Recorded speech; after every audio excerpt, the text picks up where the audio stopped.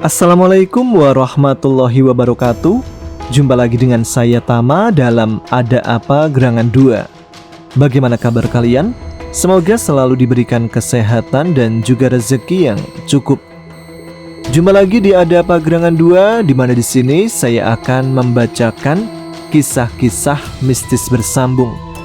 Dan kali ini kita lanjutkan cerita sebelumnya yang berjudul Pulau Berhala, dituliskan oleh Mas Kustopo.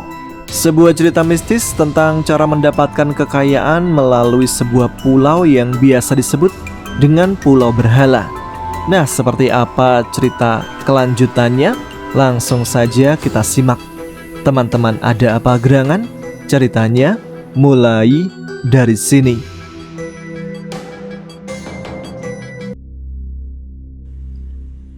Menilik peristiwa kecelakaan yang terjadi di depan sekolah. Sebenarnya pagi itu saat Eko bersama Dewi berangkat sekolah, mereka naik angkutan dari jalan di depan perumahan menuju sekolahnya. Karena bapaknya yaitu Podin yang biasanya mengantar kedua anaknya semalaman hingga pagi tidak pulang, maka ibunya langsung menyuruh anak-anaknya untuk naik angkot saja. Ya, tentu agar anaknya tidak terlambat.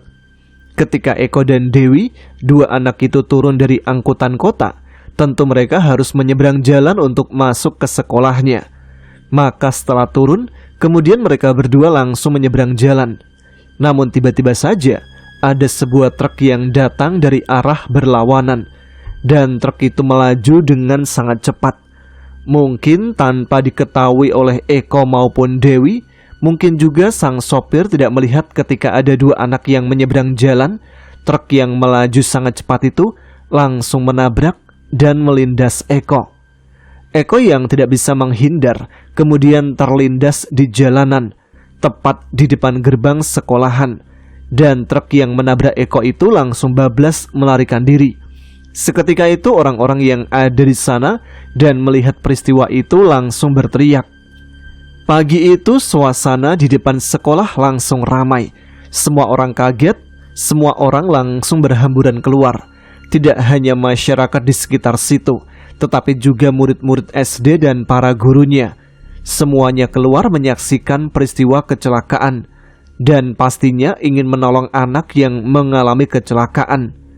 Dewi, adiknya Eko yang kala itu menyeberang bersamaan, langsung menjerit histeris, menangis jadi-jadinya, bahkan sampai gulung-gulung di jalanan. Tentu saking kagetnya dan meratapi nasib kakaknya yang tertabrak truk. Beberapa guru perempuan langsung mendekap Dewi yang menangis histeris. Lantas kepala sekolah langsung menelpon pihak kepolisian, melaporkan ada kecelakaan di depan sekolahnya dan memakan korban murid dari sekolah itu. Banyak orang yang menjerit, termasuk guru-guru. Bahkan guru-guru perempuan pada menangis karena saking ngerinya menyaksikan kecelakaan pagi itu yang menimpa muridnya. Darah yang menggenang tepat di depan gerbang sekolah sudah terlihat mengerikan. Apalagi ketika menyaksikan tubuh Eko yang terlindas truk itu, benar-benar sangat mengerikan. Karena kepala Eko yang terlindas truk itu sudah hilang dari tubuhnya dan tidak ada di tempat itu. Guru Eko, yaitu guru kelas 4, langsung menelpon keluarganya. Tentu yang ditelepon pertama kali adalah bapaknya. Namun berkali-kali dihubungi, teleponnya tidak aktif. Maka guru itu bertanya pada Dewi nomor telepon yang ada di rumahnya. Oleh Dewi diberikanlah nomor HP milik ibunya. Lantas guru itu pun menelpon ibunya dan menyampaikan kalau anaknya mengalami kecelakaan di depan sekolah. Dia tidak berani menyampaikan kalau anaknya langsung meninggal, tentu agar ibunya tidak terlalu panik. Sejurus kemudian petugas kepolisian datang untuk menangani kecelakaan itu. Mereka langsung membuka koran yang digunakan untuk menutup tubuh korban. Dan setelah membuka sebentar, ia menutupnya kembali. Pastinya polisi-polisi yang datang hanya bisa menggelengkan kepalanya. Ini sebuah kecelakaan yang sangat tragis. Kepalanya di mana ini? Tanya polisi kepada warga yang berani mendekat. Udah dicari tapi nggak ketemu, Pak. Jawab warga yang sudah menolong dengan menutupkan koran tadi.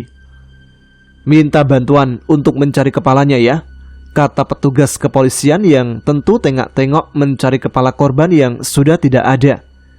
Yang nabrak mobil apa? Tanya petugas yang satunya. Truk pak, langsung tancap gas, saut orang-orang yang ada di sana. Ada ciri-cirinya? Truk diesel, depannya warna hijau, ada gambar ular yang melilit di tubuh wanita, seperti penari ular. Belakangnya warna biru gelap, tapi ada semacam lukisan kobaran api dari belakang kepala hingga pintu belakang bak truk. Di pintu belakang bak truk ada gambar tengkorak-tengkorak manusia pak. Banyak tengkoraknya. Tambah yang lain yang tadi sempat melihat truk yang melaju kencang itu. Ada yang tahu plat nomornya? Tanya petugas itu lagi. Wah, nggak tahu pak, truknya kencang banget. Sopirnya aneh pak, kayak orang yang pakaiannya itu dari gua hantu gitu yang ada di pasar malam. Yang lain juga menambahkan, iya betul, sopirnya kayak hantu, rambutnya gondrong acak-acakan, pakai pakaian putih kayak kuntilanak, wajahnya serem. Timpal yang lainnya. Kini mobil ambulan yang datang dengan sigap petugasnya langsung mengangkut orang yang mengalami kecelakaan. Namun sesaat kemudian berhenti karena kepala korban hilang dan belum ditemukan. Bagaimana ini pak? Tanya petugas laka lantas. Kepalanya hilang, katanya sudah pada mencari, tapi belum ketemu, saut polisi yang datang pertama kali. Tapi kita nggak bisa lama, toh korban jelas sudah meninggal, kata petugas yang akan mengangkutnya. Apa kita angkut aja? Ya, lebih cepat lebih baik, gak usah nunggu kepalanya ditemukan. Bapak-bapak, ibu, saudara semua, mohon maaf, ini korban akan dibawa ke rumah sakit tanpa kepala. Kalau nanti atau kapan hari ada yang menemukan kepalanya, tolong langsung menghubungi atau lapor ke kami ya, kata petugas dari kepolisian kepada orang-orang yang masih mengerumuni tempat itu. Siapa? Saut orang-orang yang ada di sana.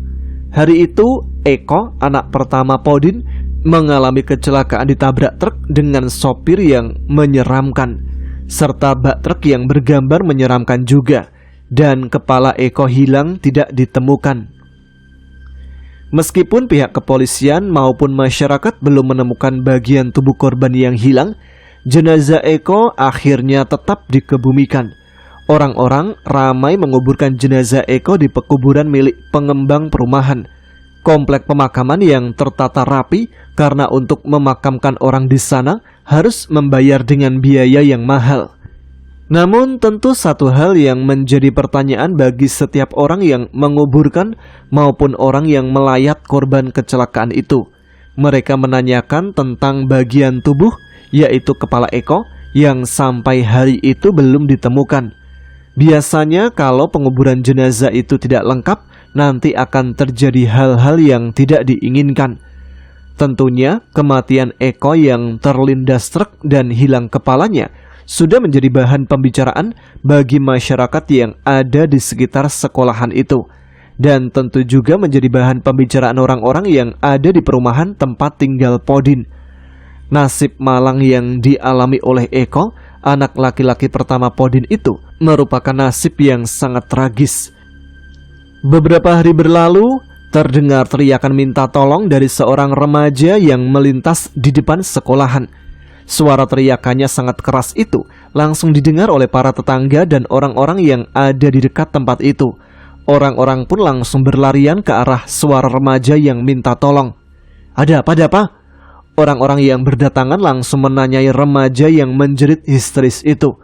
Ada hantu pak, jawab remaja yang masih ketakutan dan langsung memegang erat tangan orang yang ada di depannya. Hantu apa?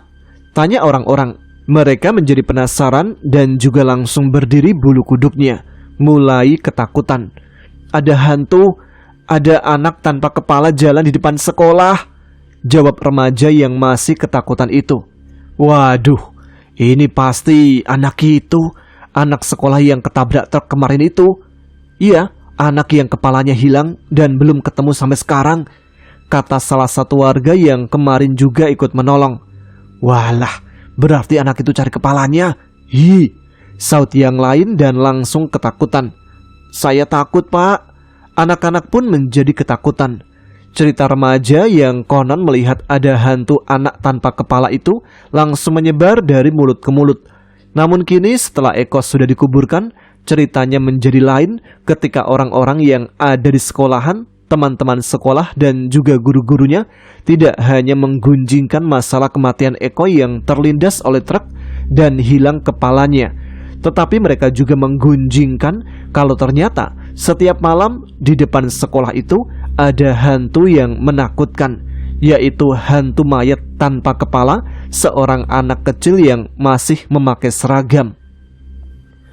Cerita ini pun langsung menyebar ke berbagai daerah, tidak hanya menyebar di tempat lingkungan sekolah, tetapi cerita ini juga menjadi sesuatu yang menakutkan bagi masyarakat yang tinggal di daerah sekitar sekolahan, terutama para wanita, ibu-ibu yang selalu takut dengan yang namanya hantu. Hantu itu tentunya sudah menjadi teror bagi orang-orang yang ada di sekitar sekolah tersebut, apalagi untuk anak-anak kecil. Mereka akhirnya takut untuk keluar rumah. Konon katanya, hantu itu adalah hantu dari tubuh Eko yang mencari kepalanya. Dia datang setiap malam, keluyuran mencari kepalanya yang hilang. Orang-orang pada ketakutan, karena nanti kalau hantu itu akan menemuinya dan mengambil kepalanya sebagai ganti untuk dikembalikan ke tubuhnya. Tentunya anak-anak yang paling takut, terutama anak SD yang menjadi temannya Eko. Mereka ketakutan kalau nanti dia akan diambil kepalanya, karena hantu tanpa kepala itu katanya sedang mencari kepalanya yang hilang. Entah itu hanya untuk menakut-nakuti anak-anak saja atau memang demikian. Cerita tentang hantu mayat tanpa kepala itu pun akhirnya juga sampai ke telinga Podin maupun istri dan anak-anak yang lain. Orang-orang yang mengatakan kalau anak Podin yaitu Eko yang meninggal tertabrak truk itu kini sudah menjadi hantu, yaitu hantu mayat tanpa kepala. Mayat hidup yang hanya tubuh saja, tidak punya kepala, gentayangan kesana kemari. Mendengar cerita itu tentu Podin menjadi resah. Podin pun gelisah karena nasib anaknya yang tragis sekarang sudah meninggal pun masih digunjing oleh banyak orang. Bukannya membicarakan perihal yang baik-baik, tetapi anak yang sudah dikuburkan itu malah diomong oleh setiap orang kalau Eko sekarang dikatakan telah menjadi hantu. Podin pun menjadi malu dengan omongan-omongan orang seperti itu, apalagi istri sebagai ibu Eko yang paling sering mendengar gunjingan dari ibu-ibu saat berbelanja, yang mengatakan kalau anaknya menjadi hantu yang seram. Dan yang paling kasihan lagi adalah Dewi, adik dari Eko, yang masih sekolah di tempat yang sama. Tentu dia mendengar cerita dari teman-temannya tentang kakaknya yang menjadi hantu tanpa kepala. Beberapa teman-temannya bahkan sempat menjauhi Dewi. Setiap anak mulai menghindar, takut berdekatan dengan Dewi. Tentu hal yang demikian itu membuat hati Dewi menjadi sedih. Berkali-kali gurunya mengundang Dewi untuk menenangkan agar Dewi bisa tabah, bisa menerima kenyataan. Dan para guru juga melarang murid-murid yang lain untuk berbicara tentang hantu mayat tanpa kepala di sekolah. Sebenarnya Podin teringat pada peristiwa malam sebelum anaknya mengalami kecelakaan. Peristiwa yang terjadi di Pulau Berhala. Waktu itu ketika ia akan mengambil peti harta karun, Podin disuruh untuk membasuh tangannya, katanya sebagai syarat, yang ternyata saat tangannya dimasukkan ke dalam baskom yang berisi air dan kembang sesajen, air dalam baskom itu berubah menjadi darah. Tangan Podin saat itu pun berlumuran darah. Podin mulai berpikir, apakah itu sebagai pertanda kalau dia harus menumbalkan seseorang, dan itu terjadi pada Eko anaknya sendiri? Podin juga teringat saat ia sampai di tepi dermaga Pulau Berhala itu. Saat dia menunggu perahu yang akan menjemputnya, kakinya menginjak benda bulat yang disangkanya buah kelapa. Namun ternyata yang ia injak itu adalah kepala manusia. Ya, Podin ingat betul. Bahkan masih ingat juga bagaimana saat ia melihat kepala manusia yang diinjaknya itu, mulutnya meringis menunjukkan gigi-giginya dengan taring yang runcing. Ketika Podin menatap matanya yang terbelalak memandang dirinya seakan penuh amarah. sehingga Podin meloncat mundur menjauhi kepala tersebut.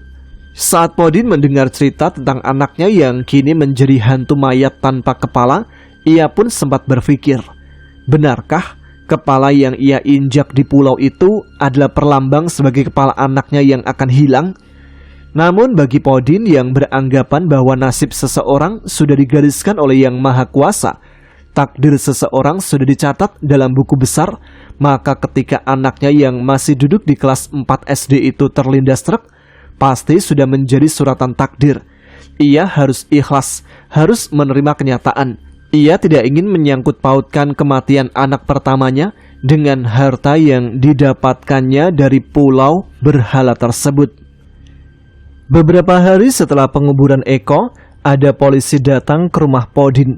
Polisi itu menyampaikan kalau ada orang yang menemukan kepala manusia. Tetapi tentunya karena sudah beberapa hari lamanya, wujud kepala manusia itu sudah rusak. Mungkin saja dimakan oleh hewan.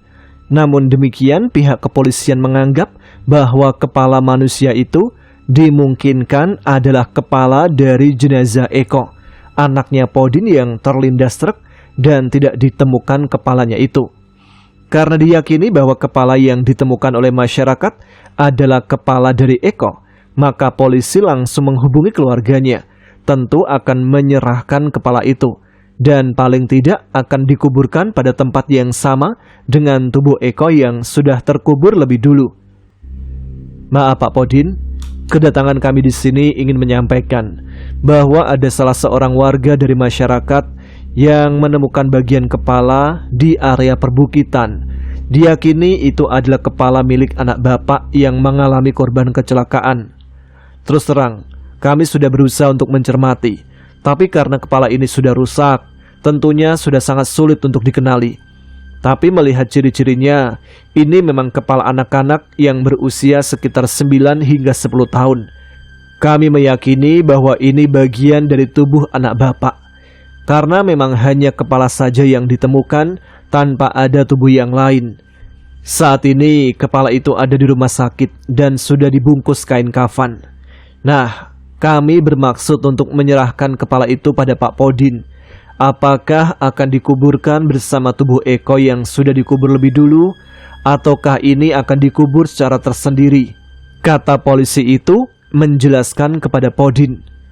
Podin akhirnya menghendaki untuk membongkar kembali kuburan anaknya untuk memasukkan kepala yang sudah ditemukan itu ke dalam satu kuburan yang sama.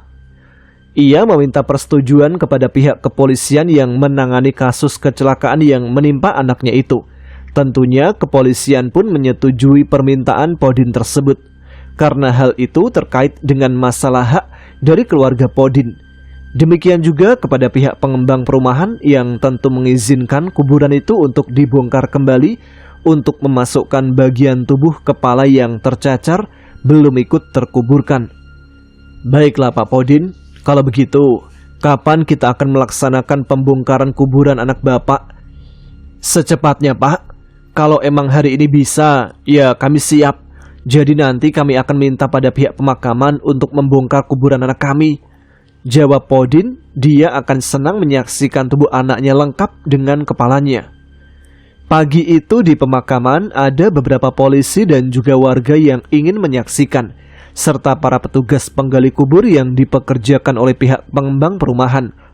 Pagi itu mereka kembali membongkar kuburan anak Podin, tempat pemakaman Eko. Kuburan pun dibongkar kembali, karena akan memasukkan kembali bagian dari tubuh Eko yang belum terkubur. Beberapa orang pekerja penggali kuburan itu dengan cepat langsung menancapkan cangkulnya, kembali mengangkat timbunan tanah yang masih empuk, sehingga dalam waktu singkat, kuburan itu pun telah terbongkar kembali, dan terlihat peti mati yang ada di dalam lubang kubur itu. Kemudian secara perlahan, beberapa orang penggali kubur membersihkan tanah yang ada di atas peti mati tersebut. Kemudian mereka membuka tutup peti itu, karena nantinya akan memasukkan kepala ke dalam peti mati tersebut. Saat para penggali kubur itu membuka tutup peti, semua mata fokus melihatnya, terutama Isti dan Podin, yang tentu sangat tegang dalam menyaksikannya. Mereka ingin tahu seperti apa kondisi mayat yang telah terkubur itu saat dibongkar lagi. Namun alangkah kagetnya para penggali kubur yang sudah membuka peti mati itu. Tentunya juga orang-orang yang ikut menyaksikan pembongkaran kuburan Eko. Karena ternyata setelah peti mati itu dibuka, mayat dari tubuh Eko yang sudah terkubur selama 1 minggu ternyata hilang. Tubuh Eko yang sudah dikubur dalam peti itu dan ditutup dengan tanah ternyata tidak ada di dalam peti itu lagi. Waduh, gimana ini? Kok bisa begini? Para penggali kubur membuka peti mati itu kaget dan bingung saat menyaksikan peti yang dibuka itu kosong. Tentu saja Isti dan Podin ikut kaget. Sontak Isti langsung pingsan karena tidak kuat melihat peti mati anaknya yang sudah kosong, tidak ada jasad anaknya di dalam. Peti mati itu sudah tidak ada apa-apanya lagi. Maka begitu tahu mayat anaknya sudah tidak ada lagi, tanpa terasa kepala dan mata Isti langsung berkunang-kunang dan sebentar kemudian ia pun pingsan. Demikian juga Podin. Dia syok, kaget, terkejut. Sungguh di luar dugaannya. Bagaimana bisa terjadi? Mayat yang sudah dikubur dan dimasukkan ke dalam peti tiba-tiba lenyap begitu saja. Kok bisa seperti ini ya? Orang-orang yang ikut menyaksikan pun bertanya-tanya. Iya ya, apa yang terjadi nih? Aneh begini. Ini benar-benar gak masuk akal. Sahut yang lainnya. Waduh, siapa yang curi mayatnya? Ini gak mungkin. Kalau ada yang nyuri, untuk apa? Kalian gak tahu. Walaupun zaman sudah modern, yang namanya praktek ilmu hitam itu masih ada. Ya barangkali aja mayat anaknya itu diambil untuk dibuat sarana pesugihan. Mereka saling bertanya dan mempunyai argumentasi masing-masing. Terus ini gimana Pak? Kita mau apakan ini? Tanya para penggali kubur itu. Udah, itu kepalanya yang udah dibungkus kain mori, masukkan aja ke dalam peti. Terus kita kubur lagi, kata orang-orang yang ikut membantu membongkar kuburan. Orang-orang yang menyaksikan sangat heran dengan kejadian itu. Mestinya mereka tidak setuju kalau kepala itu dimasukkan dalam peti mati dan dikubur lagi. Karena menurut mereka, seandainya nanti memang tubuhnya ketemu, pasti akan dibongkar lagi dan menguburkannya lagi. Itu artinya akan 2 kali kerja. Pasti repot dan menyusahkan. Namun akhirnya kepala yang telah ditemukan itu dengan pertimbangan kalau kepala itu telah rusak, maka kepala yang sudah dibungkus dengan kain kafan itu pun akhirnya dimasukkan ke dalam kubur. Peristiwa yang terjadi di pemakaman siang itu spontan menjadi bahan pembicaraan banyak orang. Bahkan berita tentang hilangnya mayat di dalam peti mati itu menjadi buah bibir hampir setiap orang. Terutama ketika berita itu sampai di kampung sekitar sekolah tempat Eko belajar.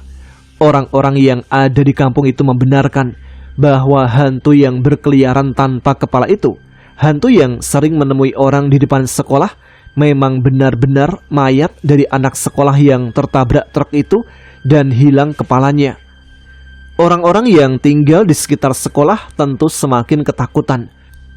Pihak kepolisian yang menjadi sorotan dari masyarakat kini menjadi sasaran pertanyaan bagi keluarga Podin. Terutama adalah bagaimana proses waktu pemasukan jenazah anaknya ke dalam peti mati. Kenyataannya, ternyata peti mati itu kosong.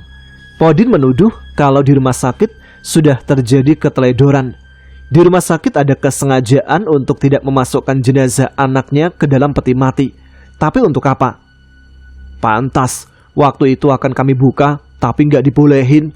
Berarti ini emang udah disengaja, Pak, kata Podin kepada petugas kepolisian. Memang waktu itu, saat ambulan datang mengantarkan jenazah Eko, peti mati tidak diturunkan, tetapi langsung diberangkatkan ke pemakaman, dengan alasan jenazah sudah mulai membusuk. Akan kami selidiki, Pak Podin, kata petugas kepolisian. Saya yakin waktu itu yang dikirim sama ambulan cuma peti kosong, Pak Polisi. Sekarang saya ingin tanya, ingin minta pertanggungjawaban dari pihak kepolisian dan juga pada pihak rumah sakit. Gimana bisa terjadi kayak gini? Podin merasa jengkel dengan kejadian itu. Sabar Pak Podin, kami akan melakukan penyelidikan dulu. Lagi-lagi polisi itu hanya meminta agar Podin bersabar. Sabar gimana sih Pak? Buktinya hari ini kita melihat semuanya. Semua orang yang ada di sana tahu kalau ternyata peti mati yang dikirim ke rumah saya ternyata cuma peti kosong. Untuk apa tubuh anak saya dicuri?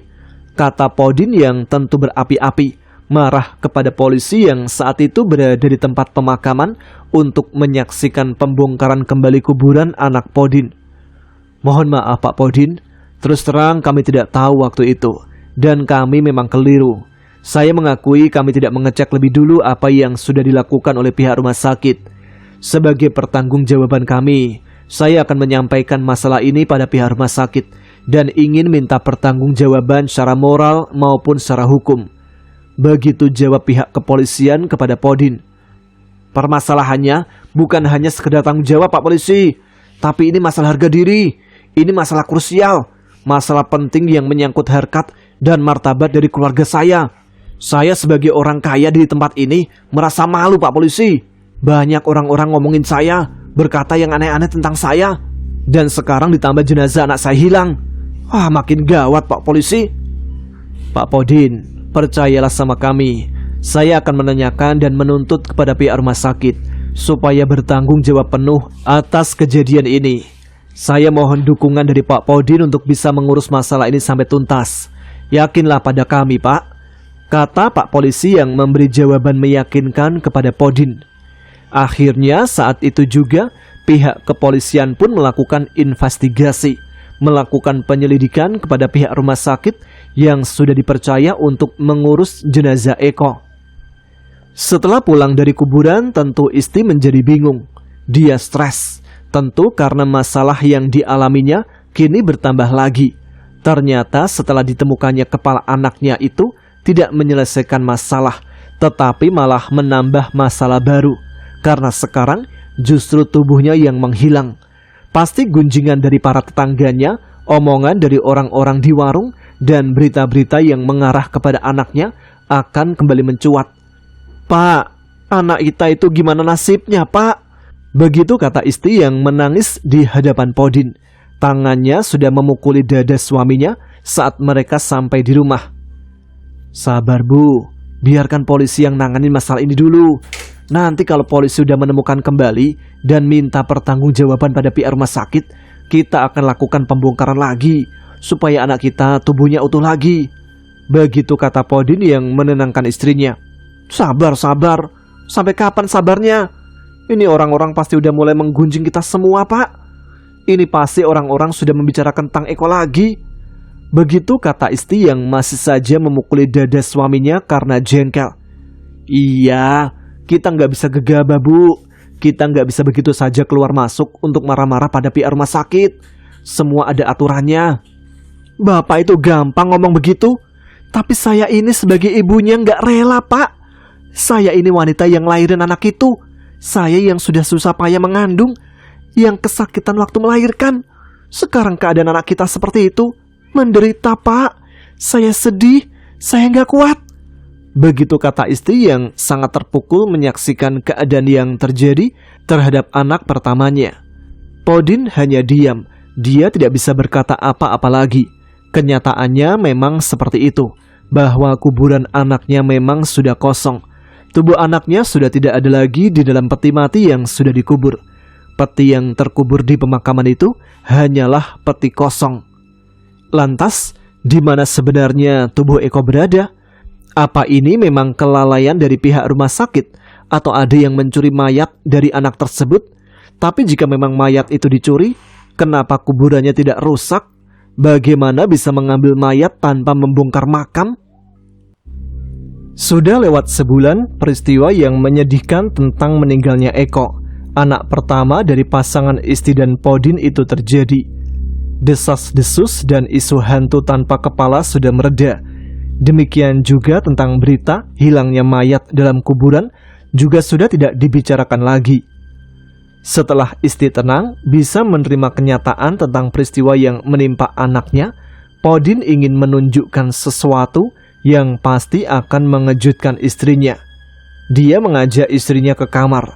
Podin ingin menunjukkan sesuatu pada istrinya, yaitu harta benda yang dimiliki oleh Podin, harta yang didapatkan oleh Podin, peti harta karun yang penuh dengan berbagai perhiasan, serta barang berharga yang sangat melimpah. "Bu, ayo ke kamar," ajak Podin pada istrinya. "Apaan sih Pak? Kan tadi udah," saut istrinya yang sudah dipegang lengannya oleh Podin, ditarik diajak masuk ke dalam kamar. "Apaan? Bukan itu. Ada sesuatu yang ingin kutunjukkan kepadamu." "Apaan sih?" saut istrinya yang langsung berdiri dan mengikuti suaminya. Selanjutnya, di malam yang sepi itu, di mana anak-anaknya telah tertidur, Podin menyeret istrinya ke dalam kamar. Dia ingin menunjukkan sesuatu. Lantas Podin membuka lemari yang selalu dikuncinya, lalu mengambil peti harta karun yang ada di dalam lemari. "Lihat Bu, coba tebak, apa kira-kira isinya?" kata Podin yang menunjukkan peti harta karun pada istri. "Loh Pak, kok peti ini ada lagi?" tanya istrinya yang tentu bingung. "Iya Bu, aku mendapatkan peti harta karun ini lagi, yang diberi sama kakek itu lagi. Mungkin saja kemarin peti itu hilang, ingin diisi lagi sama kakek itu." "Walah, ternyata kakek tua itu baik hati ya Pak," saut istri. "Ayo sini Bu, kita lihat apa isinya," kata Podin kepada istrinya. Istri pun tersenyum girang menyaksikan peti harta karun itu. Harapannya, di dalam peti itu terdapat berbagai macam perhiasan. Lantas ia pun langsung mendekat kepada suaminya yang akan segera membuka peti itu. Dan benar saja, tidak hanya perhiasan gelang dan kalung, bahkan dalam peti harta karun itu juga terdapat permata-permata yang indah dan menarik. Maka tentu istri yang menyaksikan isi dari peti harta karun itu sangat gembira. Bahkan kegembiraannya itu sudah melupakan kesedihannya, melupakan kematian anaknya yang tragis. Kini istri sudah kembali menjadi orang yang lebih bergaya, menjadi orang yang sombong dengan harta kekayaannya. Dia sudah bisa pamer perhiasan. Tentu untuk mendapatkan pengakuan dari para tetangganya, orang-orang lain, bahwa dirinya adalah memang orang kaya. Istri ingin mempertontonkan, mempertunjukkan pada perempuan-perempuan lain yang ia tahu dan ia kenal, bahwa dirinya adalah orang kaya yang punya perhiasan banyak. Bahkan kalau sehari akan berganti perhiasan 10 kali pun bisa. Tidak hanya istri, Podin pun juga ikut kembali menjadi pongah. Tentu karena harta kekayaannya bertambah lagi. Kini ia tidak hanya memiliki uang-uang kertas yang merupakan lembaran-lembaran berwarna merah, tapi kali ini lebih tinggi nilainya daripada itu. Podin mempunyai uang yang berwujud koin-koin emas dalam jumlah yang sangat banyak, siap ditukarkan kapan saja. Bahkan koin-koin emas itu kalau dijual, kalau ditukarkan dengan uang kertas, jumlahnya akan melebihi 2 kali lipat dari uang yang dulu pernah didapatkannya. Tentu Podin sangat bangga. Dia bangga kepada dirinya sendiri yang berhasil mendapatkan uang sebanyak itu. Kalau bukan Podin namanya, gak bakal dapat harta sebanyak ini. "Bu, rencananya aku mau menjual beberapa koin emas ini untuk modal usaha, boleh ya?" tanya Podin pada istrinya. "Ya boleh toh Pak, malah aku itu seneng kalau Bapak mau buka usaha. Kira-kira mau buka usaha apa Pak?" tanya istrinya pada Podin.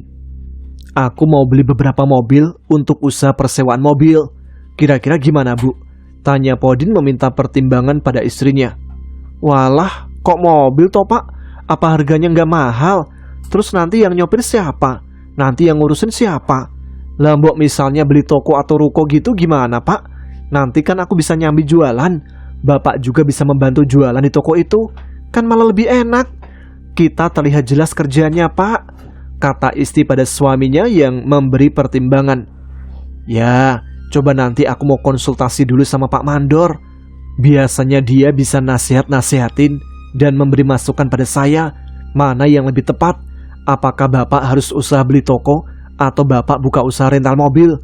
kata Podin yang ingin membahas rencananya itu kepada orang yang dianggap lebih tahu dan paham tentang seluk-beluk wirausaha. "Iya, kalau aku sih mestinya ya mending beli toko aja Pak. Kita buka toko. Kalau kita beli ruko, Nanti kita kan bisa tinggal di sana juga sambil tiduran di sana. Lah rumah kita yang di sini sebagai rumah yang khusus untuk rumah mewah, tempat tinggal kita yang utama. Kalau ada ruko kan lebih enak, anak-anak bisa kujaga. Soalnya nanti kita bisa pulang pergi sama satu mobil, kata istri yang memberikan gambaran pada suaminya. Lah, kalau rental mobil kan juga enak. Kita di rumah aja, yang menjalankan itu sopir atau direntalkan tanpa sopir. Kita tinggal terima uang. Gampang toh bu, kata Podin yang juga beralasan bagaimana enaknya punya usaha rental mobil. Iya bener pak, tapi yang namanya usaha rentalan mobil itu resikonya gede. Coba bayangin, kalau misalnya mobil itu dibawa lari oleh yang sewa mobil, terus mobil itu nggak dikembaliin atau ditabrakin terus rusak, terus modal kita gimana pak? Kita kan kehilangan mobil, kehilangan modal, uang, nggak dapat penghasilan apa-apa, rugi pak, kata istrinya yang juga memberi pertimbangan-pertimbangan lainnya. Ya namanya usaha ya pasti ada resikonya bu.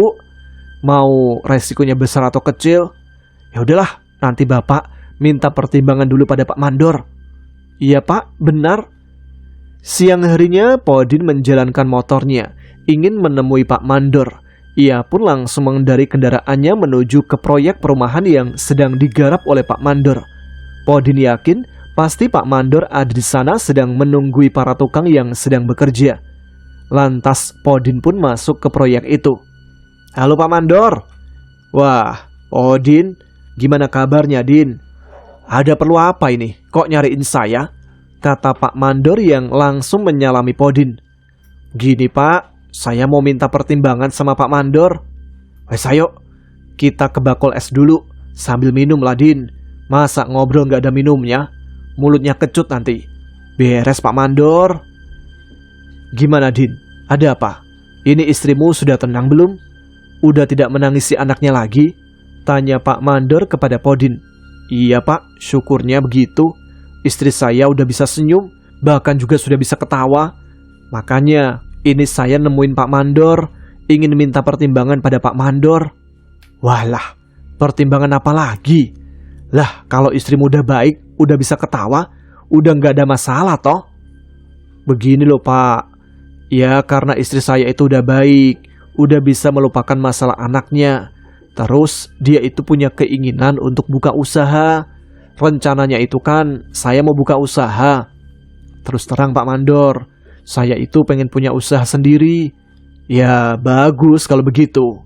Tapi kok minta pertimbangan sama saya? Maksudmu apa pengen mau ngajak bisnis saya? Tanya Pak Mandor kepada Podin. Bukan gitu Pak, saya itu udah punya rencana, tapi istri saya juga punya rencana lain. Lah ini saya pengen minta pertimbangan, kira-kira yang mana baiknya. Jadi gini, istri saya itu pengen beli ruko untuk nanti dia jualan di sana. Sedangkan saya pengen punya usaha rental mobil.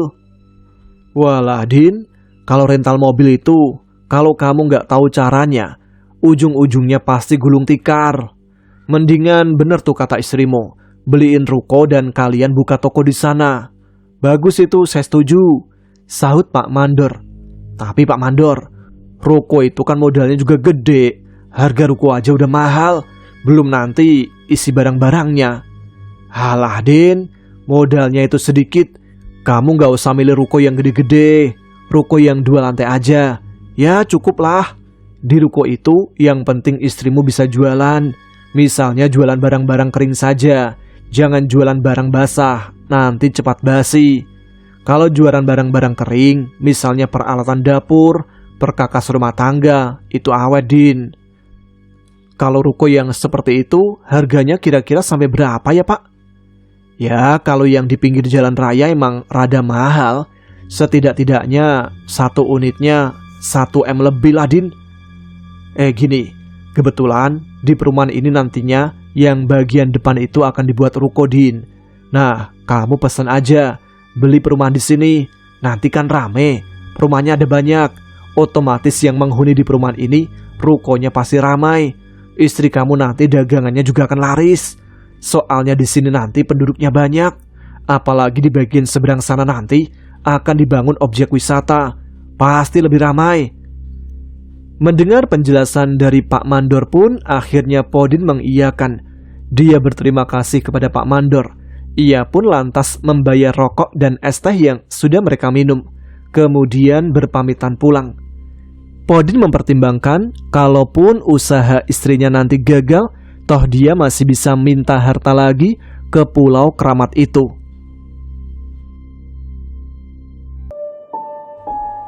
Sampai di sini dulu episode kali ini. Kita akan lanjutkan cerita Pulau Berhala pada episode selanjutnya.